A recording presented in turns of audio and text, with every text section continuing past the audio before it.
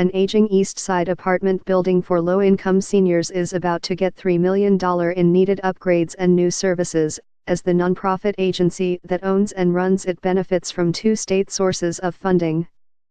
The Lieutenant Colonel Matt Urban Human Services Center is planning a series of improvements that will make the T.J. Woyner Parkview apartments more handicapped accessible and energy efficient, said the agency's executive director, Marlies A. Wesolowski. Work will include new lighting, roof repairs, and gutters, but officials also plan to modify kitchens for seniors in wheelchairs to enable them better access to the sinks. Some of the older, high-walled bathtubs will also be switched out for showers, as some residents struggle to get in and out of the tubs, Wesolowski said. It's a major improvement to the property, she said.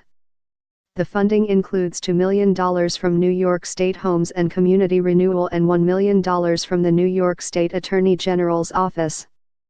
The latter funding comes from a legal settlement by Wall Street giant Morgan Stanley several years ago that stemmed from alleged housing finance abuses, and the Parkview project is one of several recent beneficiaries statewide.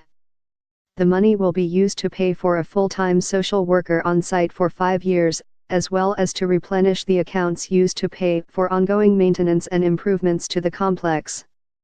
The seniors had more needs than originally expected, Wesolowski said, referring to the social worker. She said the agency hopes to close on the financing by early spring, and then start the work.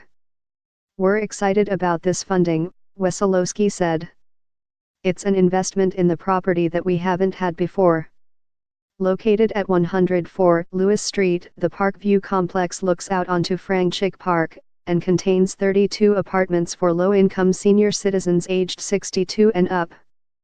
It was constructed in the 1990s, but has not seen significant reinvestment since then, Wesolowski said.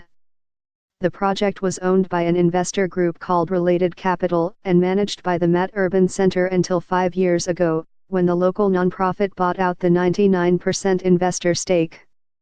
This week, the organization consolidated its ownership into a single entity in a paper transaction valued at $1.6 million.